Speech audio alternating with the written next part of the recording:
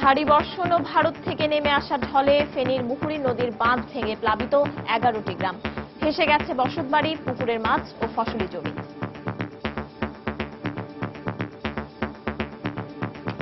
জমি সব আমার শেষ। আপনি আজ পর্যন্ত চাইনিদের বাচ্চা দিকাম কোনটা থাকবো কোনটা যাবো কোনটা ঠিক করবো রান্না ক্ষমতা নাই, কিচ্ছু নাই। বছর এটা একটা সমস্যা, আমরা এটা একটি স্থায়ীভাবে সমাধান চাই। পরিস্থিতি আরো খারাপের আশঙ্কা পানি উন্নয়ন বোর্ডের। যদি পানি না কমে এবং ভারত থেকে যদি পানি আরো আসে তাহলে আরো ক্ষয়ক্ষতি হওয়ার আশঙ্কা আছে। বন্যায় সারা দেশের সঙ্গে বান্দরবানের সড়ক যোগাযোগ বিচ্ছিন্ন। দেখছিলেন প্রধান শিরোনাম। সন্ধ্যার সময় সঙ্গে আছি আমি পারমিতাহীন এবং আমি সাইফুল রুদ্র। এবার অন্যান্য শীর্ষ সংবাদ। ঈদের ছুটির এক সপ্তাহ পর রাজধানী ফিরল চিরচেনা রূপে। প্রধান সড়কগুলোতে আবারও যানজট। ছুটিতে প্রায় 250 কোটি টাকার ব্যবসা করল কক্সবাজারের পর্যটন খাত। প্রশিক্ষণপ্রাপ্ত 3,500 তরুণের তৈরি 500 মোবাইল অ্যাপসের উদ্বোধন। 7 বিভাগে গড়ে তোলা হবে আইটি প্রশিক্ষণ কেন্দ্র। আপিল বিভাগেও সালাউদ্দিন কাদেরের মৃত্যুদণ্ডাদেশ বহাল থাকবে, আশা অ্যাটর্নি জেনারেলের। বললেন, ফাঁসি ঠেকানো নিয়ে প্রতিবেদন শুধুই অপপ্রচার। ত্রাণমন্ত্রী মোফাজ্জল হোসেন চৌধুরী মায়ার দুর্নীতি মামলার পুনরায় শুনানির দিন ধার্য করতে হাইকোর্টে দুদকের আবেদন। এবং বেসরকারি বিশ্ববিদ্যালয়ে শিক্ষার্থীদের মেধা যাচাইয়ের মানদণ্ডে ভিন্নতা। বৈষম্যের শিকার চাকরির বাজারেও। অভিন্ন নম্বর পদ্ধতি প্রণয়নের তাগিদ।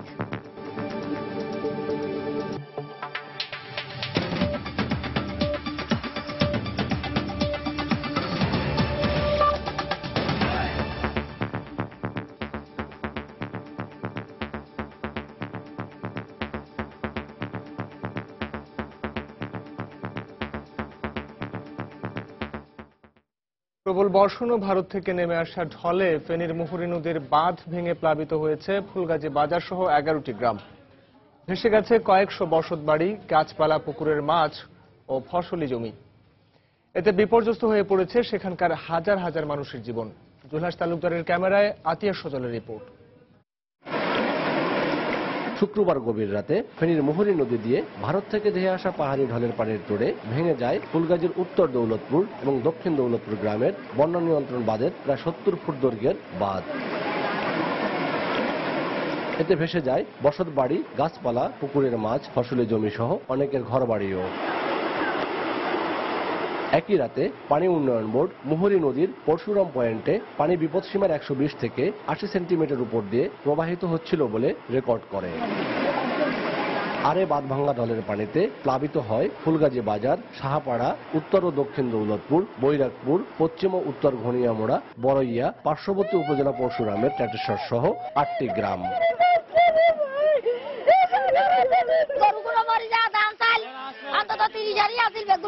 পুকুরের মাছ চলে গেছে, এলাকায় শাকসবজি নষ্ট হয়েছে, আমন ধান নষ্ট হয়েছে। কোনটা থাকবো কোনটা যাবো কোনটা ঠিক করবো রান্না ক্ষমতা নাই, কিচ্ছু নাই। জমি সব আমার শেষ। আপনি আজ পর্যন্ত চাইনিদের বাচ্চা দিকাম বছর এটা একটা সমস্যা, আমরা এটা একটি স্থায়ীভাবে সমাধান চাই। ফেনী পানি উন্নয়ন বোর্ডের নির্বাহী প্রকৌশলী জানালেন, বাঁধের আরো একাধিক স্থানে ভাঙন দেখা দিতে পারে।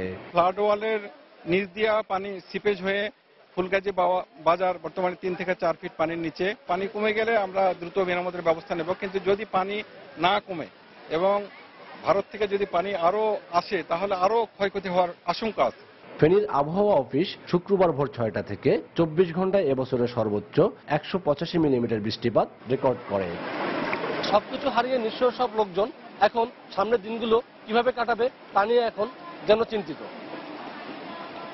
ফুলগাজীর দৌলতপুর গ্রাম থেকে আতিয়া সজল, সময় সংবাদ, ফেনী। এদিকে বন্যায় ক্ষতিগ্রস্তদের জেলা প্রশাসনের পক্ষ থেকে ত্রাণ সামগ্রী বিতরণ করা হয়েছে। সকাল থেকেই বানভাসী মানুষের মধ্যে ত্রাণ সামগ্রী বিতরণ করে প্রশাসন। প্রতিটি পরিবারকে 2 লিটার বিশুদ্ধ পানি ও 2টি খাবার স্যালাইন সহ শুকনো খাবার দেওয়া হয়। এদিকে ভারী বর্ষণ ও পাহাড়ি ঢলে দ্বিতীয় দিনের ফেনীর ফুলগাজীতে কহুয়া নদীর বন্যা নিয়ন্ত্রণের বাঁধ ভেঙে নতুন করে প্লাবিত হয়েছে আরও 3 গ্রাম। পানি উন্নয়ন বোর্ড জানিয়েছে, সেখানকার মুহুরী ও কহুয়া বন্যা নিয়ন্ত্রণ বাঁধের শ্রীচন্দ্রপুর, জয়পুর ও জগৎপুর এলাকায় বাঁধের 4টি স্থান অত্যন্ত ঝুঁকিপূর্ণ অবস্থায় আছে।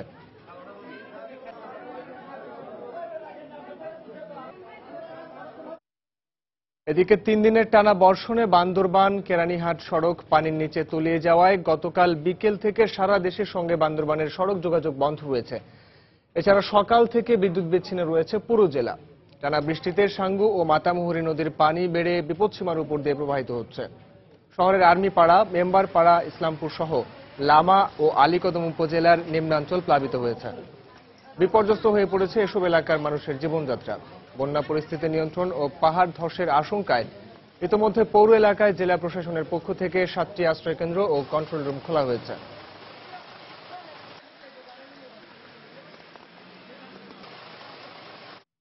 যাচ্ছি অন্যান্য প্রসঙ্গে। সরকারি দিনক্ষণ হিসেবে ঈদের ছুটি শেষ হয়েছে গত সপ্তাহে, কিন্তু রাজধানী কর্মব্যস্ত হতে সময় লেগেছে আরো কিছুদিন। সপ্তাহের প্রথম কর্মদিবস আজ রোববার আবারও সেই যানজট, গাড়ির জন্য যাত্রীর অপেক্ষা আর নাগরিক ভোগান্তি দিয়ে দিন শুরু হয়েছে রাজধানীবাসীর। আবারও চিরচেনা ঢঙে ফিরে আসতে শুরু করেছে এই নগরী। সাইফুল জুয়েল জানাচ্ছেন বিস্তারিত। রাজধানীর ব্যস্ততম এলাকা ফার্মগেট। ঈদের কয়েকদিন একেবারে ফাঁকা থাকলেও রোববার সকাল থেকে কর্মব্যস্ত মানুষের চলছে অবিরাম ছোটাছুটি। ঈদের আমেজ শেষে মানুষ ফিরতে শুরু করেছেন কর্মস্থলে। ঈদের রাজধানী ছেড়ে যাওয়া প্রায় অর্ধকোটি মানুষ আবারও ফিরেছেন নগরীতে। তাই রাজধানী জুড়ে বেড়েছে যানবাহনের সংখ্যা, রাজপথেও যানজট ফিরেছে সেই পুরনো রূপে। নগরীর ফুটপাত থেকে শুরু করে মার্কেট, সব জায়গাতেই ছিল ব্যস্ততা। ফুটপাতের হকারদের হাকডাক না থাকলেও ঈদ পরবর্তী সময়ে নতুন করে প্রস্তুত ক্রেতাদের আকর্ষণে। গণপরিবহনের যাত্রীদের অপেক্ষাও বেড়েছে বিভিন্ন স্টপেজগুলোতে। কাঙ্ক্ষিত গন্তব্যের বাসে চড়তে ব্যস্ত যাত্রীরা। বাসের জন্য দীর্ঘ সময় অপেক্ষাও করেছেন অনেকে। ঈদের পরে এক সপ্তাহ যাবত ফ্রি ছিল, এখন যানজট, গাড়ির সমস্যা। যানজটের জন্য যাইতে পারতেছিল, লোকজন ভিড়াভিড়ি, গাড়িতে উঠতে পারলাম না। এখন কর্মব্যস্ততা বেড়েছে অফিসগুলোতে। ঈদের ছুটি শেষে আবারও নতুনভাবে শুরু করতে ব্যস্ত সবাই। ব্যাংকগুলোতেও লেনদেন হয়েছে নিয়মতান্ত্রিকভাবেই। গত সোমবার অফিস খুলেছে, তো আমরা যথারীতি যারা যারা ছুটিতে ছিল ছুটিতে, আর বাকি যারা আসছে তারা অফিসে অলরেডি তারা অফিস করতেছে এবং আজকের মধ্যে সবাই অলরেডি অফিসে চলে আসছে। অফিস পাড়ায় ব্যস্ততা শুরু হলেও এখনো রাজধানীর বিভিন্ন শিক্ষা প্রতিষ্ঠান খোলা হয়নি। এসব প্রতিষ্ঠান নিয়মিত শিক্ষা কার্যক্রম শুরু করলে পরিপূর্ণতা পাবে এ রাজধানী। সাইফুল ইসলাম জুয়েল, সময় সংবাদ, ঢাকা। ঈদের ছুটিতে গত এক সপ্তাহে প্রায় 250 কোটি টাকার ব্যবসা করেছে পর্যটন শহর কক্সবাজারের ব্যবসায়ীরা। ফলে hotel, motel, guest house, cottage, resort ও রেস্তোরাঁগুলো গত কয়েক বছরের রাজনৈতিক অস্থিরতার ক্ষতি অনেকটা কাটিয়ে উঠেছে। ব্যবসায়ীদের দাবি, পর্যটন ব্যবসা চাঙ্গা করতে কক্সবাজারের পর্যটন খাতকে যেন সর্বাধিক গুরুত্ব দেওয়া হয়। সুজাউদ্দিন রুবেলের তথ্য, মোহাম্মদ ফরাজের ছবি নিয়ে ডেস্ক রিপোর্ট। ঈদ পরবর্তী ছুটিকে কেন্দ্র করে গত এক সপ্তাহ ধরে বুকড রয়েছে কক্সবাজারের 400-এর বেশি hotel, motel, guest house, cottage ও রিসোর্ট।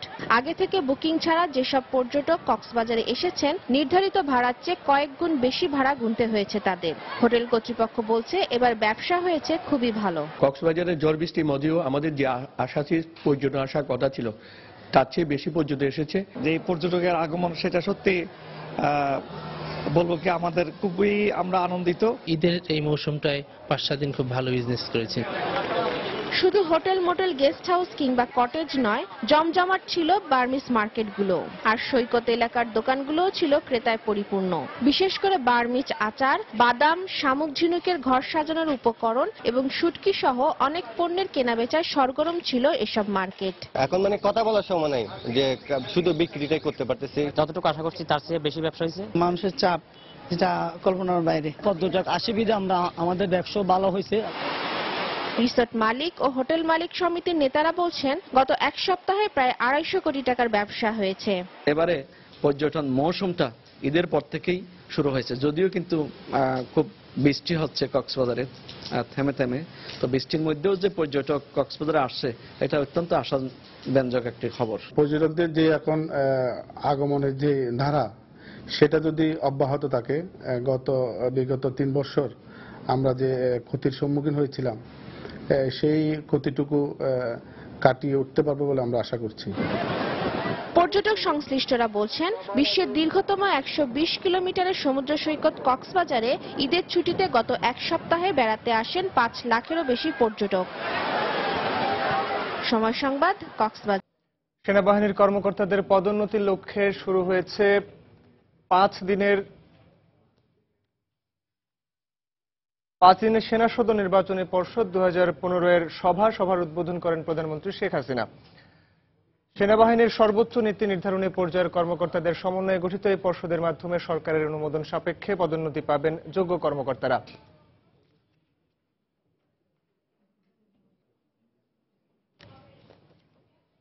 সভায় প্রধানমন্ত্রী শেখ হাসিনা পদোন্নতির জন্য অফিসারদের পেশাগত দক্ষতা, মুক্তিযুদ্ধের চেতনায় বিশ্বাস ও শৃঙ্খলার উপর গুরুত্ব আরোপ করতে পরামর্শ দেন। এর আগে প্রধানমন্ত্রী সেনা সদরে পৌঁছলে তাকে স্বাগত জানান সেনাবাহিনীর প্রধান জেনারেল আবু বেলাল মোহাম্মদ শফিউল হক।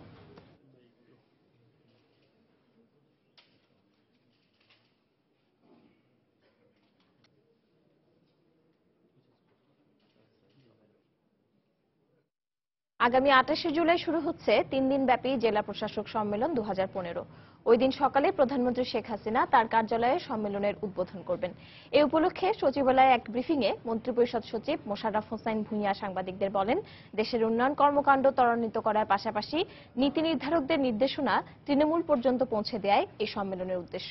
এবার 18টি কার্য অধিবেশনে 39টি মন্ত্রণালয়ের 253টি প্রস্তাবের উপর আলোচনা হবে বলে জানান সচিব।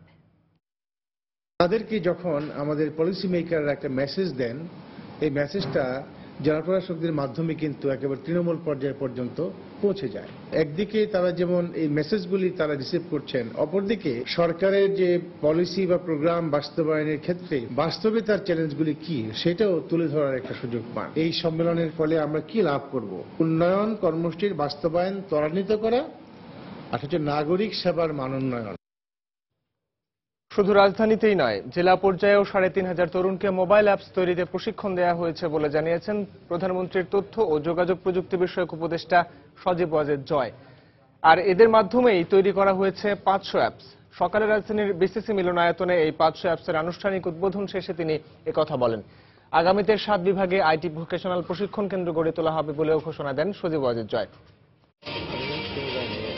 আধুনিক বিশ্বে তথ্য সমৃদ্ধ সেলফোন এখন সব ব্যবহারকারীরই অন্যতম পছন্দ, আর এজন্য চাই এক ধরনের সফটওয়্যার। অ্যান্ড্রয়েড সেটে ব্যবহার উপযোগী এই সফটওয়্যারই হচ্ছে মোবাইল অ্যাপস। উন্নত দেশের সাথে তাল মিলিয়ে বাংলাদেশও মোবাইল অ্যাপস তৈরি করছে, আর সরকারি পৃষ্ঠপোষকতায় সারা দেশে 3,500 উদ্যোক্তা ও প্রশিক্ষণপ্রাপ্ত তরুণ তৈরি করেছে 500 mobile apps.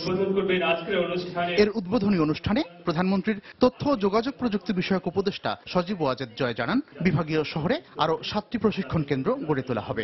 IT vocational training institute করব। প্রতিটি ডিভিশনে আমাদের একটি করে ট্রেনিং ইনস্টিটিউট করার পরিকল্পনা আছে। প্রায় প্রতিটি বিশ্ববিদ্যালয়ে, যে প্রতিটি জেলা পর্যন্ত আমরা এই ট্রেনিংটা দিয়েছি। প্রায় 3,500 ছাত্রছাত্রীদের আমরা মোবাইল অ্যাপস ডেভেলপমেন্টের উপর ট্রেনিং দিয়েছি শুধুমাত্র 18 মাসে। চলতি বছরেই সারা দেশে দ্রুতগতির ইন্টারনেট সেবা পৌঁছে দেওয়ার কথাও তিনি জানান। পরিকল্পনা মন্ত্রণালয় আরো 1000টি ইউনিয়নে ফাইবার বসানোর কর্মসূচি আছে। বিটিসিএল কে কাজ দেওয়া হবে। ডোমেস্টিক নেটওয়ার্ক কোঅর্ডিনেশন কমিটির সিদ্ধান্ত হয়েছে যে বাকি যে 2,500 ইউনিয়ন সেগুলোকে ভাগ করে যে প্রাইভেট সেক্টরকে দেওয়া হবে যে তোমরা এখানে ফাইবার অপটিক কেবল টেনে নিয়ে যাও। অনুষ্ঠানে তথ্য ও যোগাযোগ প্রযুক্তি বিষয়ক প্রতিমন্ত্রী জুনাইদ আহমেদ পলক দাবি করেন, তথ্য প্রযুক্তির উন্নতির ক্ষেত্রে বিশ্বের অনেক দেশই বাংলাদেশকে অনুসরণ করছে। যখন যুক্তরাষ্ট্রের প্রেসিডেন্ট গতকালকে বাংলাদেশের আইসিটি সেক্টরের উন্নয়নকে দৃষ্টান্ত হিসেবে, উদাহরণ হিসেবে তুলে ধরলেন, তখন অবশ্যই আমরা গর্বিত হই। এর আগে আরো 100 অ্যাপস নিয়ে সরকারিভাবে তৈরি করা অ্যাপসের বর্তমান সংখ্যা 600 বলে জানান সংশ্লিষ্টরা। মিজানুর রহমান কবির, সময় সংবাদ, ঢাকা। সন্ধ্যার সময় আরো থাকছে। দলাবদ্ধতা থেকে মুক্তি মিলছে না আগ্রাবাদবাসীর। শপথের প্রায় 3 মাস পর দায়িত্ব নিয়ে সমাধানের আশ্বাস মেয়র নাসিরের। আগামী 29 জুলাই আপিল বিভাগের রায়েও বিএনপি নেতা সালাউদ্দিন কাদের চৌধুরীর মৃত্যুদণ্ড বহাল থাকবে বলে আশা প্রকাশ করেছেন অ্যাটর্নি জেনারেল মাহবুবে আলম। একই সঙ্গে ফাঁসি ঠেকাতে দেশের বাইরে সাকা চৌধুরীর পরিবারের বৈঠকের বিষয়টি উদ্দেশ্যপ্রণোদিত ও অপপ্রচার বলেও মন্তব্য করেন তিনি। দুপুরে সুপ্রিম কোর্টে নিজ কার্যালয়ে সাংবাদিকদের একথা বলেন অ্যাটর্নি জেনারেল। শুধুমাত্র এই বিচার ব্যবস্থাটাকে নানা রকম ভাবে প্রশ্নবিদ্ধ করাই হচ্ছে এই সমস্ত লিখে। এটা কারো কাম্য না, কারো উচিত না। যারা সাক্ষীগুলো দেখবেন আপনারাই বুঝতে পারবেন যে অপরাধ তার কতখানি সীমাহীন অপরাধ সংগঠিত হয়েছে তার দ্বারা। ট্রাইব্যুনাল যে শাস্তি দিয়েছে সেই শাস্তি বহাল থাকবে, এটি আমি প্রত্যাশা করি। আপিল বিভাগের নির্দেশে ত্রাণ ও দুর্যোগ ব্যবস্থাপনা মন্ত্রী মোফাজ্জল হোসেন চৌধুরী মায়ের বিরুদ্ধে দুর্নীতির মামলার পুনরায় শুনানির দিন ধার্যের জন্য হাইকোর্টে আবেদন করেছেন দুদক। সকালে বিচারপতি ভবানী প্রসাদ সিংহ ও বিচারপতি এস এম মুজিবুর রহমানের সমন্বয়ে গঠিত হাইকোর্টের দ্বৈত বেঞ্চে দুদকের আইনজীবী খুরশিদ আলম খান এই আবেদন করেন। পরে আদালত আবেদনটি নথিভুক্ত করার নির্দেশ দেন। 2007 সালের 13 জুন তত্ত্বাবধায়ক সরকারের সময় মায়ের বিরুদ্ধে রাজধানীর সূত্রাপুর থানায় তথ্য গোপন ও অবৈধ সম্পদ অর্জনের দায়ে মামলাটি করেন দুর্নীতি দমন কমিশন। ওই মামলায় 2008 সালের 14 ফেব্রুয়ারি বিশেষ জজ আদালত এই মামলায় মায়াকে 13 বছরের কারাদণ্ড দেন। সেই সঙ্গে তার 6 কোটি টাকার সম্পদ বাজেয়াপ্ত এবং 5 কোটি টাকা জরিমানা করেন। তবে 2010 সালের 27 অক্টোবর হাইকোর্ট ওই রায় বাতিল করেন। কিন্তু এই বছরের 14 জুন হাইকোর্টের দেওয়া খালাসের রায় বাতিল করে নতুন করে আপিল শুনানির আদেশ দেন আপিল বিভাগ।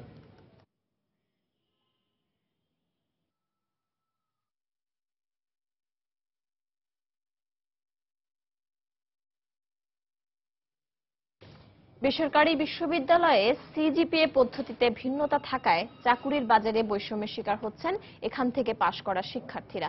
এক্ষেত্রে সব বিশ্ববিদ্যালয়ে অভিন্ন নম্বর পদ্ধতি প্রণয়নের তাগিদ শিক্ষাবিদদের। তবে বিশ্ববিদ্যালয় মঞ্জুরি কমিশন ইউজিসি সিজিপিএর ভিন্নতাকে সমর্থন দিয়ে উল্টো চাকরি দেওয়ার পদ্ধতি পরিবর্তনের পরামর্শ দিলেন। আরো জানাচ্ছেন মাহমুদ রাকিব। সরকারি বিশ্ববিদ্যালয়গুলোর পাশাপাশি দেশে উচ্চশিক্ষা বিস্তারে গুরুত্বপূর্ণ ভূমিকা রাখছে বেসরকারি 82টি বিশ্ববিদ্যালয়, যেখানে উচ্চশিক্ষা গ্রহণে আগ্রহীদের 53% ছাত্রছাত্রী প্রতি বছর অধ্যয়ন করছেন। হাতে গোনা 2-1টি বিশ্ববিদ্যালয় ছাড়া প্রায় একই রকম অবকাঠামো এবং শিক্ষা সুবিধা নিয়েই কাজ চালিয়ে যাচ্ছে এসব শিক্ষা প্রতিষ্ঠানগুলো। তবে চূড়ান্ত পরীক্ষা শেষে শিক্ষার্থীর মান যাচাইয়ের মানদণ্ড কিউমুলেটিভ গ্রেড পয়েন্ট এভারেজ বা সিজিপিএ পদ্ধতি নিয়ে রয়েছে ভিন্নতা। অন্যান্য ভার্সিটিতে যেখানে 4 পেতে হলে 80-তে পায়, বাট ওখানে আমাদের পেতে হয় 90+। আমাদের 97 পেলে তখন আমরা A+ পাচ্ছি। দেশের বাইরে কোনো ভালো ইউনিভার্সিটিতে আপনি যখন অ্যাপ্লাই করতে যাবেন, খুব ভালো ভার্সিটি যদি হয় 3.5 আপ চাই। সে কম নাম্বার পাইলো না বেশি নাম্বার পাইলো, এটা কিন্তু বাইরে ভার্সিটি কিন্তু জাজ করতেছে না। শিক্ষার্থীদের অভিযোগ, চাকরির বাজারে এই অসম ফলাফল পদ্ধতির ফলে প্রাপ্ত সুযোগ থেকে বঞ্চিত হতে হয় তাদের। মার্কস বেশি পাইলাম কিন্তু সিজিপিএটা কম, তখন আমরা অ্যাপ্লাই করতে পারি না। বিভিন্ন জব সেক্টর যেটা হয় আপনার দেখে সিজিপিটা দেখে, ওরা কিন্তু নাম্বার দেখে না। উচিত যে প্রত্যেক ভার্সিটিতেই ইকুয়াল একটা থাকা, গ্রেড পয়েন্টটা যাতে ইকুয়াল থাকে।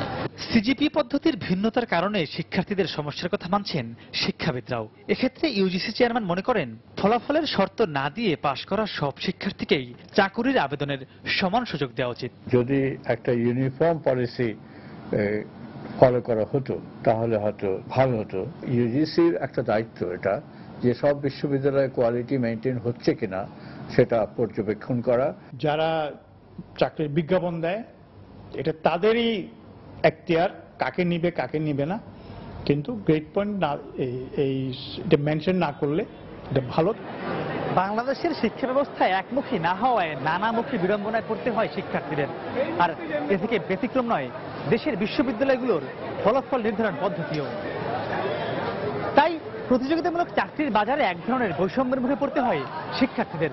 সে কারণে বিশেষজ্ঞরা বলছেন, দেশের সকল বিশ্ববিদ্যালয়গুলোর সিজিপিএ ও নম্বর পদ্ধতি হওয়া উচিত একই ধরনের। মাহমুদ রাকিব, সময় সংবাদ। বেগম খালেদা জিয়ার সহিংস রাজনৈতিক কার্যকলাপ ব্যর্থ হয়েছে বলে মন্তব্য করেছেন বাণিজ্য মন্ত্রী তোফায়েল আহমেদ। গেল অর্থবছরে দীর্ঘ সময় রাজনৈতিক অচলাবস্থার পর টাকার অঙ্কে রপ্তানি লক্ষ্য অর্জন সম্ভব না হলেও ইউনিট হিসেবে রপ্তানি বৃদ্ধি তার প্রমাণ বলে মন্তব্য করেছেন তিনি।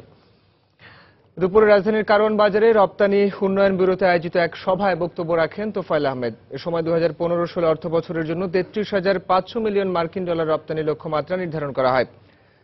মন্ত্রী বলেন, বিশ্ববাজারে ইউরোর দরপতনের কারণে টাকার অঙ্কে 2014-15 রপ্তানি লক্ষ্যমাত্রা অর্জন সম্ভব হয়নি। এ সময় চলতি অর্থবছরের জন্য রপ্তানি প্রবৃদ্ধি ধরা হয় 7.38%।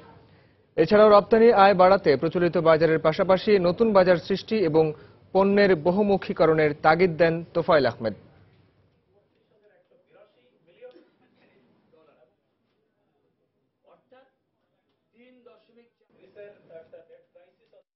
আন্দোলন নামে সন্ত্রাস, নাশকতা, জঙ্গি তৎপরতা পরিচালনা করে বেগম খালেদা জিয়া উপলব্ধি করেছেন যে রাজনীতিতে সন্ত্রাসের কোনো জায়গা নাই।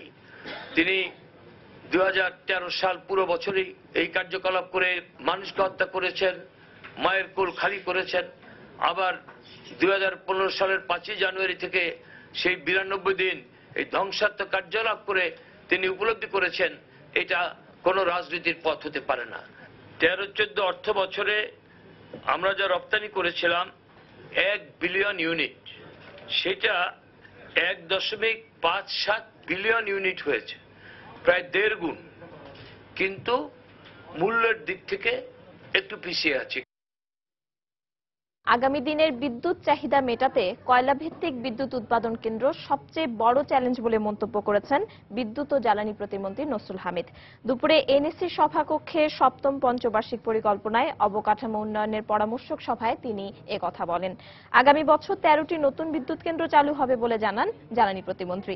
এছাড়া বিদ্যুতের দাম শিগগির না কমলেও গৃহস্থালী গ্যাসের দাম বাড়ানোর ইঙ্গিত দিয়েছেন তিনি।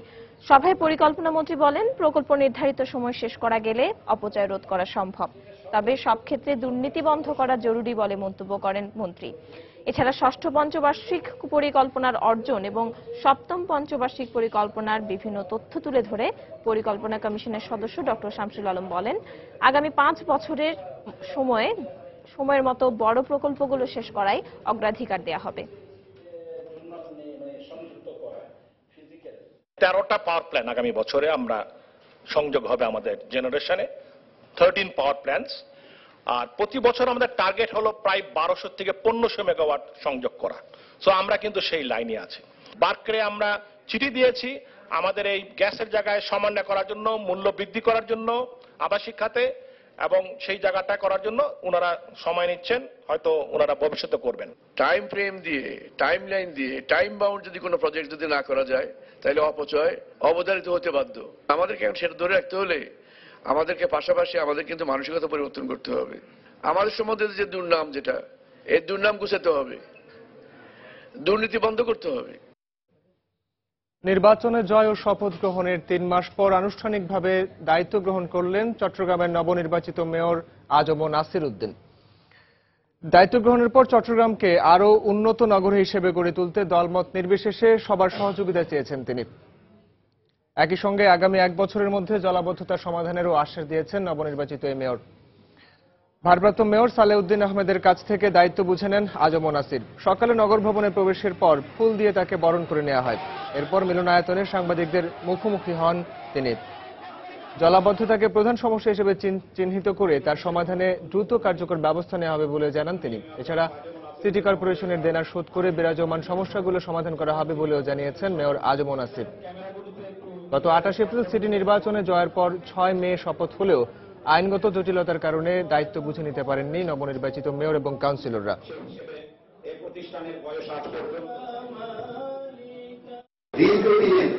এটা সমস্যা, এই সমস্যাটা আমি পেয়েছি। আমাদের যে ইকুইপমেন্টগুলো আছে চট্টগ্রাম সিটি কর্পোরেশন, এইগুলো শতভাগ ব্যবহার করে পাশাপাশি হায়ার করে আমি চেষ্টা করি। আজকে এই পদক্ষেপ গ্রহণ এবং পরিকল্পনা গ্রহণ করেছি বলে এখন পানি কিন্তু খুব দ্রুত নেমে যায় পর্যায়ক্রমে। পুরো চট্টগ্রাম মহানগরকে 1 বছর মধ্যে থাকবো না, আগামী 1 বছরের মধ্যে দেখবেন আগামী বর্ষার আগে আমি চট্টগ্রাম নগরের কিছু এলাকাকে টার্গেট করবো, নগরকে আমি ডেলিশন দেবো, টার্গেট পুরো ফার্স্ট ইয়ারে কোন এলাকাকে আমি জলাবদ্ধতা থেকে মুক্ত করবো। বন্দরনগরী চট্টগ্রামে জলাবদ্ধতার কবল থেকে মুক্তি মিলছে না চট্টগ্রামের সিডি আবাসিক এলাকার বাসিন্দাদের। প্রবল বর্ষণের পাশাপাশি জোয়ারের পানি প্রবেশ করায় পুরো এলাকায় সৃষ্টি হয়েছে স্থায়ী জলাবদ্ধতা। এতে স্থানীয় বাসিন্দাদের চরম ভোগান্তির পাশাপাশি মারাত্মকভাবে ব্যাহত হচ্ছে শিক্ষা প্রতিষ্ঠানের কার্যক্রম। কমলদের রিপোর্ট। আগ্রাবাদ সিডিএ আবাসিক এলাকার জলাবদ্ধতার জন্য বর্ষা মৌসুমের প্রয়োজন হয় না। শীত কিংবা গ্রীষ্ম সাগরে জোয়ার হলেই হাঁটু পানিতে তলিয়ে যায়। দিনের অধিকাংশ সময় পুরো এলাকা জোয়ারের পানিতে ডুবে থাকে। 2 দশক আগে চট্টগ্রাম উন্নয়ন কর্তৃপক্ষ অনেকটা অপরিকল্পিতভাবে গড়ে তোলে বিশাল এ আবাসিক এলাকা। পার্শ্ববর্তী বঙ্গোপসাগরে জোয়ারের পানি ঢুকতে পারে সেই চিন্তায় ছিল না কারো। আর বর্ষা মৌসুমে জোয়ারের পানির সাথে বৃষ্টির পানি যুক্ত হয় বাসিন্দাদের দুর্ভোগ চরমে ঠেকে। এটা আমাদের নিত্যদিনের সমস্যা। এটা ঘুম থেকে উঠলে এবং ঘুমাতে যাইতেই এটা আমরা পাই। খুব কষ্ট করে বাজারে যাইতে হয়, তারপর আপনার মার্কেটে যাইতে হয়। ঘর পুরো পানি, বাচ্চা কাচ্চা নিয়ে অনেক কষ্ট হইতেছে আমাদের। বহুদিন ধরে চোখের উপরে পানি উঠতে যাইতেছে। ঘনবসতি হয় এখানে, শিক্ষা প্রতিষ্ঠানের সংখ্যাও কম নয়। কিন্তু জোয়ার বাটার উপর নির্ভর করে এখানকার শিক্ষা ব্যবস্থা। ভরা জোয়ার কিংবা প্রবল বর্ষণ হলে বন্ধ হয়ে যায় শিক্ষা প্রতিষ্ঠান। আমরা একটু জায়গায় ঘুরে চলে আসছি, ম্যাডামরা আসে নাই, স্যাররা। পানি ওঠার জন্য স্কুলে আসতে পারতেছি না, স্কুল এখন বন্ধ। পানির মধ্যে তো আসাটাই অনেক রিস্ক। এর মধ্যে এসে স্কুল ক্লাস তো কিছু হবে না। স্কুল বন্ধ দেওয়া হচ্ছে আর শিক্ষা ব্যবস্থা ব্যাহত হচ্ছে। দীর্ঘ সময় পেরিয়ে গেল, জলবদ্ধতার সমস্যার সমাধান না হয় ক্ষুব্ধ স্থানীয় বাসিন্দারা। সুইচ গেট দিতে হলে অন্য কোথাও ব্যবস্থা নিতে পারে, নাহলে এটা উঁচু করে ভরাট করতে হবে। পানিটা যেন অতি শীঘ্রই বন্ধ করে দেয় এবং এটার জন্য প্রয়োজনীয় ব্যবস্থা করে। তবে সিটি কর্পোরেশনের এই শীর্ষ কর্মকর্তা বলছেন, আগ্রাবাদ সিডিএ আবাসিক এলাকার জলবদ্ধতা নিরসনে একটি স্লুইস গেট তৈরি করবে বন্দর কর্তৃপক্ষ। বন্দর কর্তৃপক্ষের সাথে আমরা ভার্বালি এগ্রিমেন্টে এসেছি। আমাদের মেয়র মহোদয়ের সাথে ওনার আলোচনা হয়েছে এবং ওনারা এগ্রি করেছেন। সেই ব্যাপারে তারা এখন পরিকল্পনা প্রণয়নের কাজ অনেকটা এগিয়ে গেছে। প্রায় 5 বর্গ কিলোমিটার এলাকা জুড়ে গড়ে ওঠা আগ্রাবাদ সিডিএ আবাসিক এলাকায় কাস্টমস, ভ্যাট ও আয়কর বিভাগের 5টি অফিস রয়েছে। আর এখানকার 1000 বহুতল ভবনে প্রায় 1.5 লাখ মানুষ বসবাস করেন। কমল দে, সময় সংবাদ, চট্টগ্রাম। মানবতা বিরোধী অপরাধের মামলায় যশোরের জাতীয় পার্টির সাবেক সংসদ সদস্য সাখাওয়াত হোসেন সহ 12 জনের বিরুদ্ধে অভিযোগ আমলে নেওয়ার বিষয়ে আদেশ আগামী 8 সেপ্টেম্বর। আন্তর্জাতিক অপরাধ ট্রাইব্যুনাল 1 আদেশ দেবেন। সকালে এই 12 জনের বিরুদ্ধে 71 হত্যা, গণহত্যা, আটক, নির্যাতনের 5টি অভিযোগ দাখিল করেন ট্রাইব্যুনালের প্রসিকিউশন। অভিযোগের পক্ষে 35 জন সাক্ষীর জবানবন্দি সহ তালিকা ট্রাইব্যুনালে দাখিল করেন তারা। পরে বিচারপতি আমিনায়াতুর রহিমের নেতৃত্বে 3 সদস্যের ট্রাইব্যুনাল 1 আদেশের দিন ধার্য করেন। 12 জনের মধ্যে সাখাওয়াত সহ 4 আসামি কারাগারে আছেন, বাকিরা পলাতক।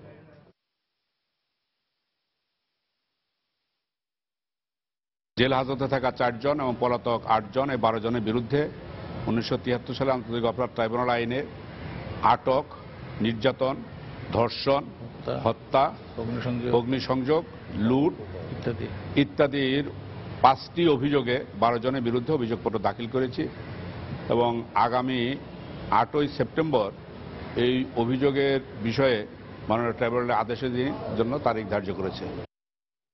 ব্রাজিল থেকে আনা গম নিতে কাউকে বাধ্য করা যাবে না, এ সংক্রান্ত হাইকোর্টের পর্যবেক্ষণ স্থগিতের মেয়াদ আরো 2 সপ্তাহ বাড়িয়েছেন সুপ্রিম কোর্টের আপিল বিভাগ। একই সঙ্গে এ সময়ের মধ্যে হাইকোর্টের পর্যবেক্ষণের বিরুদ্ধে নিয়মিত আপিল করতে রাষ্ট্রপক্ষকে নির্দেশ দিয়েছেন আদালত। রোববার প্রধান বিচারপতি এসকে সিনহার নেতৃত্বে আপিল বিভাগের 4 সদস্যের বেঞ্চ এ আদেশ দেন। যেহেতু আমরা রায়ের কপি এখনো পাইনি, সেজন্য আদালতের কাছে আমি সময় প্রার্থনা করেছিলাম যে আমাদেরকে জাজমেন্টের সার্টিফাইড কপি পেলে আমরা leave petition, regular petition file করব। আদালত অপর পক্ষকে শুনে হাইকোর্টের রায়ের কার্যকারিতা স্থগিত করে দিয়েছেন 2 সপ্তাহের জন্য এবং ইতিমধ্যে যে গম এখনো বিতরণ করা হয়নি, বিতরণ যাতে না করা হয় সেজন্য আমাকে বলেছেন। ছাত্রলীগের 2 দিনব্যাপী 28তম জাতীয় সম্মেলনের শেষ দিনের কার্যক্রম চলছে। শেষ দিনের সম্মেলন শেষে ছাত্রলীগের নতুন সভাপতি ও সাধারণ সম্পাদকের নাম ঘোষণা করা হবে। সম্মেলনকে কেন্দ্র করে সকালে রাজধানীর ইঞ্জিনিয়ার্স ইনস্টিটিউটে ছাত্রলীগের প্রবাসী সহ 110টি ইউনিটের বিপুল সংখ্যক নেতাকর্মী জড়ো হন। এসব ইউনিটের প্রায় 3000 কাউন্সিলরের ভোটে নতুন সভাপতি ও সাধারণ সম্পাদক নির্বাচিত হবেন। সভাপতি পদে প্রতিদ্বন্দ্বিতা করছেন 10 জন ও সাধারণ সম্পাদক পদে লড়ছেন 18 জন। জাতীয় সম্মেলনের দ্বিতীয় দিনে আওয়ামী লীগের কেন্দ্রীয় নেতা সহ ছাত্রলীগের সাবেক নেতারা যোগ দিয়েছেন।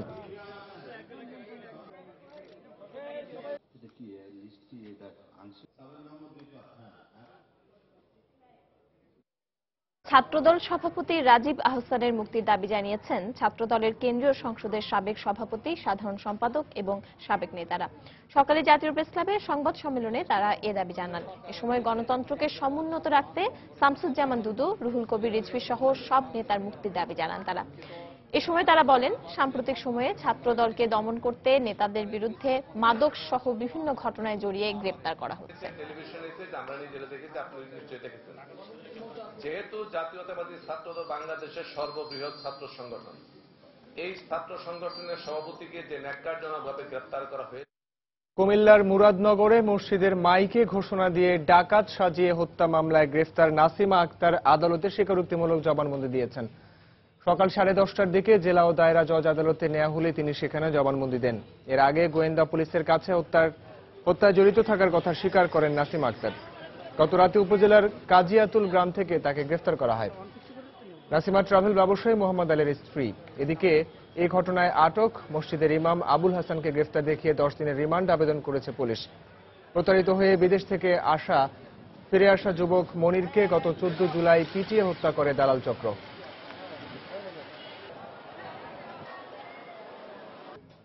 আগামী 9 আগস্ট এইচএসসি ও সমমান পরীক্ষার ফল ঘোষণা করা হবে বলে জানিয়েছেন শিক্ষামন্ত্রী নুরুল ইসলাম নাহিদ। এদিন সকালে প্রধানমন্ত্রীর কাছে হস্তান্তরের মধ্য দিয়ে ফল প্রকাশ করা হবে এবং এরপর তা ওয়েবসাইটে প্রকাশ করা হবে। দুপুরে সচিবালয়ে সাংবাদিকদের কথা জানান তিনি। পরীক্ষা শেষ হওয়ার 60 দিনের মধ্যে প্রতিবারই আমরা ফলাফল দিছি। এইবারও আমরা 60 দিনের মধ্যে ফলাফল দেব।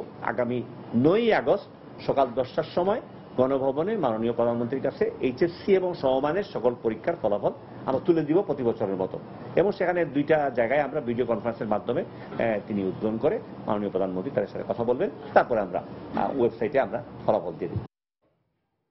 গাজীপুরের সহকর্মীকে হত্যার দায়ে এক শ্রমিককে মৃত্যুদণ্ডাদেশ দিয়েছেন আদালত। সকালে জেলা ও দায়রা জজ আদালতের বিচারক একেএম এনামুল হক এই আদেশ দেন। মামলার বিবরণে জানা যায়, 2011 সালের 16 মার্চ কালিয়াকৈরের মৌচাক এলাকায় হানিফ স্পিনিং মিলের শ্রমিক মাসুদ মিয়াকে শ্বাসরোধে হত্যা করে তার সহকর্মী আব্দুল হালিম মিয়া।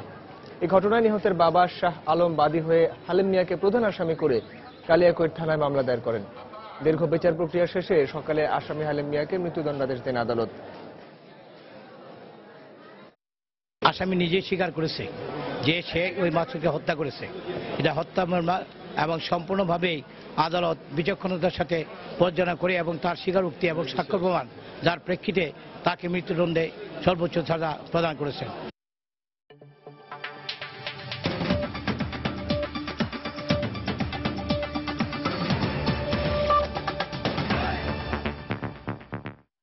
জঙ্গিদের বিরুদ্ধে প্রথমবারের মতো বিমান হামলা শুরুর দুদিনের মাথায় সীমান্তবর্তী সিরিয়ার উত্তরাঞ্চলের কিছু অংশকে নিরাপদ হিসেবে ঘোষণা করেছে তুরস্ক।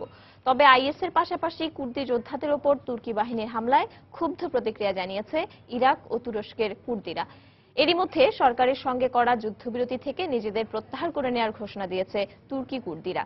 এদিকে ইরাকের কুর্দিস্তান ডেমোক্রেটিক পার্টি জানিয়েছে, গত কয়েকদিনে ইরাকের মসুল শহর থেকে 182 শিশুকে অপহরণ করেছে আইএস। জঙ্গিরা এসব শিশুকে যুদ্ধের প্রশিক্ষণ দিচ্ছে বলে অভিযোগ উঠেছে। সিরিয়া সীমান্তের কাছের সুরুক অঞ্চলে কুর্দিদের বিরুদ্ধে তুরস্কের সামরিক বাহিনীর বিমান হামলার প্রতিবাদে শনিবার আঙ্কারায় বিক্ষোভ করে কয়েকশো মানুষ। শুক্রবার থেকে ইরাক ও সিরিয়ায় আইএসের পাশাপাশি কুর্দিদের ওপর হামলা চালাচ্ছে তুরস্ক। বিক্ষোভের এক পর্যায়ে পুলিশের সঙ্গে তাদের সংঘর্ষ ঘটে। বিক্ষোভকারীদের ছত্রভঙ্গ করতে কাঁদানে গ্যাস ও জলকামান ব্যবহার করে পুলিশ। তুরস্কের এই অভিযানের প্রতিবাদে বিক্ষোভ হয়েছে ইরাকেও। আমরা তুরস্ক সরকারের এই সন্ত্রাসী কর্মকাণ্ডের নিন্দা জানাচ্ছি, কেননা এর মাধ্যমে কুর্দিদের সঙ্গে তারা প্রতারণা করছে। আমরা তাদের এই আচরণ মেনে নেব না। তুরস্কে কুর্দিদের পরিচয়, ভাষা ও সংস্কৃতির স্বীকৃতি চাই আমরা। তবে নিজেদের নিরাপত্তার ব্যাপারে আশ্বস্ত না হওয়া পর্যন্ত আইএস ও স্বাধীনতাকামী কুর্দি যোদ্ধাদের বিরুদ্ধে হামলা চালানো অব্যাহত রাখার সিদ্ধান্ত নিয়েছে তুরস্ক সরকার। এরই মধ্যে তুরস্ক ঘোষণা দিয়েছে তারা সিরিয়ার উত্তরাঞ্চলের সীমান্তবর্তী এলাকাকে হুমকিমুক্ত হিসেবে গড়ে তুলবে। সন্ত্রাসীদের হুমকিমুক্ত সিরিয়ার উত্তরাঞ্চলের কিছু অংশকে নিরাপদ অঞ্চল হিসেবে গড়ে তোলা হবে। আমরা সবসময়ই সিরিয়ায় নিরাপদ অঞ্চলের পক্ষে কথা বলে এসেছি। যারা এই অঞ্চল থেকে বিতাড়িত হয়েছে তারা সেখানে আসতে পারবে। তুরস্ক সরকারের এই অবস্থান কুর্দিদের সঙ্গে শান্তি প্রক্রিয়াকে ব্যাহত করতে পারে বলে আশঙ্কা করা হচ্ছে। এরই মধ্যে নিজস্ব ওয়েবসাইটে কুর্দিস্তান ওয়ার্কার্স পার্টি পিকেকে বলেছে তাদের যোদ্ধাদের ওপর তুরস্কের সরকারি বাহিনী বিমান হামলা চালিয়ে যুদ্ধবিরতি ভঙ্গ করেছে। তারাও এখন 2013 সালে করা যুদ্ধবিরতিকে অর্থহীন মনে করছে। এদিকে ইরাকের কুর্দিস্তান ডেমোক্রেটিক পার্টি জানিয়েছে মসুলের বিভিন্ন এলাকা থেকে 182 শিশুকে অপহরণ করেছে আইএস জঙ্গিরা। কয়েকদিন আগে অপহৃত এসব শিশুর বয়স 10 থেকে 15 বছর। বিভিন্ন শিবিরে নিয়ে গিয়ে তাদের মগজ ধোলাইয়ের পাশাপাশি অস্ত্র চালানো, আত্মঘাতী হামলার প্রশিক্ষণ দেয়া হচ্ছে বলেও দাবি দলটির। শরীফুল ইসলাম, সময় সংবাদ।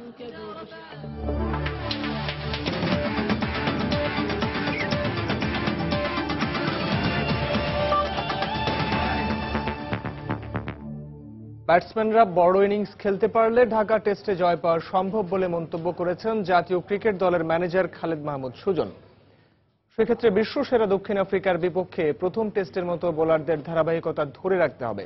চট্টগ্রাম থেকে দ্বিতীয় ও শেষ টেস্ট খেলতে বাংলাদেশ ও দক্ষিণ আফ্রিকা দল ঢাকায় পৌঁছানোর পর টিম হোটেলে তিনি এই মন্তব্য করেন। মিরপুরের উইকেট নিয়ে টিম ম্যানেজমেন্ট আলাদা পরিকল্পনা করবে বলেও জানান টাইগার দলের ম্যানেজার।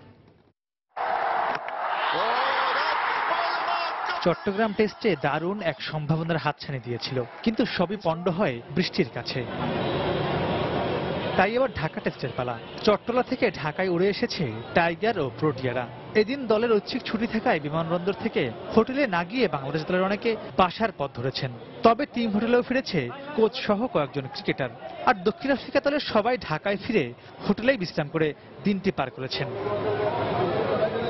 এদিকে চট্টগ্রামে ছোট ছোট ভুল শুধরে বোলারদের পাশাপাশি ব্যাটসম্যানরা জ্বলে উঠতে পারলে ঢাকা টেস্টেই প্রোটিয়াদের সাদা পোশাকে বধ করার স্বপ্ন পূরণ করা সম্ভব বলে মনে করেন টাইগার দলের ম্যানেজার।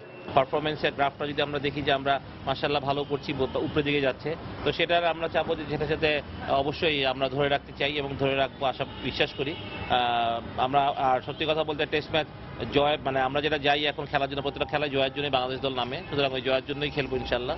তারপর যেটা হবে মানে যেহেতু একটা সেশনের খেলা, 15টা সেশনের খেলা, প্রত্যেকটা সেশনই আমাদের জন্য খুব ইম্পর্টেন্ট। তো এই সেশনগুলো যদি আমরা ঠিকমতো জিততে পারি, ভালো ক্রিকেট খেলে অবশ্যই ভালো কিছু করা সম্ভব। 7 জন ব্যাটসম্যান মনে হয় 20-এর উপরে রান করেছে, তারপর উঠে গেছে। তো এটাকে লম্বা করাটা প্রয়োজন আছে। তো আশা করি যে যেই ভুলটা আমরা ফার্স্ট ম্যাচে করেছে ব্যাটসম্যানরা ডেফিনেটলি সেটা কাটিয়ে উঠে আরো ভালো ক্রিকেট খেলবে। তবে কাজটা কঠিন কিন্তু অসম্ভব কিছু নয়। আর তাই সম্ভাবনাটাকে বাস্তবে রূপ দিতে খেলোয়াড়দের সাথে ম্যানেজমেন্টের ভূমিকাও কম নয় বলে মনে করেন সাবেক এই টাইগার অধিনায়ক। তাই ঢাকা টেস্ট বা মিরপুরের উইকেট নিয়ে শিগগিরই পরিকল্পনা করা হবে বলেও জানান তিনি। প্রত্যেকটা জয়ের পিছনেই আমাদের প্ল্যানিং গুলো অনেক কাজে করেছে, সুতরাং এই ডেফিনেটলি আবার নতুন উইকেটে নতুন রকম একটা পর্যায়ে নতুন রকম প্ল্যানিং হবে, সেটাই স্বাভাবিক। টেস্ট ম্যাচ অবশ্যই একটা tough cricket, it's not easy, যে ওয়ানডের মতন না। Test match is always tough, but আমরা ওটা মাথায় রেখে ডেফিনেটলি এগিয়ে যাবো। আমরা আমাদের কাজটা করতে চাই, যে প্রিপারেশন বা যে প্ল্যানিং করা হয় সেটা যদি প্রয়োগ করতে পারি মাঠে ইনশাল্লাহ, তাহলে আমি মনে করি যে বাংলাদেশ দল অবশ্যই ভালো খেলবে। দক্ষিণ আফ্রিকার বিপক্ষে ওয়ানডে সিরিজে জয়ের পাশাপাশি প্রথম টেস্টে ভালো করাটা ঢাকা টেস্টে মুশফিকদের আত্মবিশ্বাস বাড়িয়ে দেবে বলেও মনে করেন খালেদ মাহমুদ সুজন। সমস্যা হয়, বাট ওইরকম সমস্যা যে মাহমুদ রাকিব, সময় সংবাদ, ঢাকা। কনকাকাফ গোল্ড কাপের ফাইনালে আজ ভোরে মুখোমুখি হবে জামাইকা ও মেক্সিকো।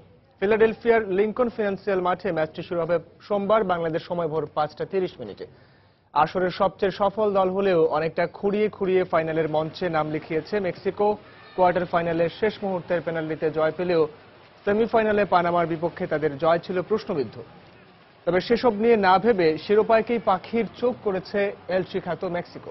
এছাড়া দলটির স্ট্রাইকার আন্দ্রেস গুয়ার্দাদো এবারে আসরের 5 গোল করে আছেন দুর্দান্ত ফর্মে। অন্যদিকে পুরো আসরে একটি ম্যাচও না হেরে প্রথমবারের মতো গোল্ড কাপের ফাইনালে নাম লিখিয়েছে জামাইকা। এছাড়া শক্তিশালী যুক্তরাষ্ট্রকে হারিয়ে ফাইনালে ওঠায় বাড়তি আত্মবিশ্বাস নিয়ে মাঠে নামবে ক্যারিবিয়ানরা। তবে র্যাঙ্কিংয়ে বেশ পিছিয়ে আছে জামাইকা। এছাড়া মুখোমুখি 11 দেখায় 9 জয়ে এগিয়ে আছে মেক্সিকানরাই।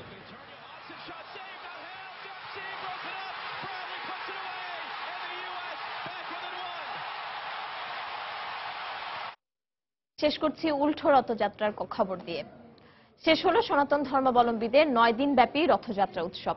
ঢাকেশ্বরী মন্দির থেকে উল্টো রথযাত্রার বর্ণাঢ্য শোভাযাত্রাটি রাজধানীর বিভিন্ন রাস্তা ঘুরে স্বামীবাগ আশ্রমে গিয়ে শেষ হয়।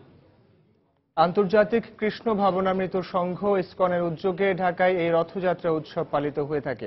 রথের আরো খবর জানাচ্ছেন সজল মিত্র রিচার্ড। পৌরাণিক যুগের কথা, সনাতন ধর্মাবলম্বীদের মতে পরমেশ্বর ভগবান শ্রীকৃষ্ণের অনন্য রূপ জগন্নাথ দেব ভক্তদের দর্শন দিতে রাস্তায় নেমে আসেন। তার সাথে থাকেন ভাই বলদেব ও বোন সুভদ্রা। যেই যানে করে জগন্নাথ দেব ভক্তদের পথে ঘুরে ঘুরে দর্শন দান করেন, সেটাই হলো রথ। তবে এই রথে কোনো ঘোড়া থাকে না। ভক্তরা জগন্নাথ দেবের আশীর্বাদ পাওয়ার আশায় সেই রথ টেনে নিয়ে যান মন্দিরে। 9 দিন আগে যখন তিনি নিজের মাসির বাড়ি গিয়েছিলেন, ঠিক তার 9 দিন পরে সেই পথ ধরেই ফিরেছেন নিজের ঘরে। পুরাণ মতে এই তথ্যেরই বর্ণনা দিলেন আয়োজকরা। বছরের 2 দিন তিনি প্রথম রথ এবং উল্টো রথ, এই রথে তিনি পথে বেরিয়ে সাধারণ মানুষ অর্থাৎ জীবদের দর্শন দিয়ে তিনি মুক্ত করার জন্য তিনি পথে বেরিয়ে আসেন। সব ধরনের কৃপা করে তিনি তাদের নিত্যধায় পৌঁছে দেয়। জন্ম মৃত্যু জরাবাদীর সমস্ত কষ্ট থেকে মুক্ত করার জন্য জগন্নাথ কৃপা প্রকাশে তিনি রাস্তায় নেমে আসেন। ভক্তরাও নিজের চোখের সামনে জগন্নাথ দেবকে দেখতে পেরে ভীষণ খুশি। পুণ্য লাভের আশায় তারাও সমবেত হয়েছেন রথের দড়ি টানতে। এই আনন্দ শেয়ার করতে পেরে এটা এক্সপ্লেইন করার মতো না। আমরা এখানে আসতে পারছি, আমাদের নিজেদের উপরে নিজের গর্ব মনে করতেছি। কষ্ট হলেও মনটা শান্তি রাখতেছি, যেন সবাইকে জগন্নাথ শান্তি দেয়। আমার অনেক ভালো লাগছে, আরো ভালো লাগছে যে আমি পার্টিসিপেট করতেছি। জগন্নাথ দেব তার ভক্তদের সরাসরি কৃপা দেওয়ার জন্য রাজপথে নেমে আসছে, এর জন্য অনেক ভালো লাগতেছে। রথযাত্রা উৎসবের শেষ দিন আজ। উল্টো রথযাত্রায় এই 9ম দিনে এসে জগন্নাথ দেব ভক্তদের দর্শন দিতে রাস্তায় নেমে আসেন। ভক্তদের প্রত্যাশা, জগন্নাথ দেব রাস্তায় তাদের দর্শনের মাধ্যমে সকল অবিচার, সকল অন্যায়, সকল অশান্তি পৃথিবী থেকে দূর করে দেবেন। রথযাত্রার বর্ণাঢ্য শোভাযাত্রা থেকে সজল মিত্র রিচার্ড, সময় সংবাদ, ঢাকা।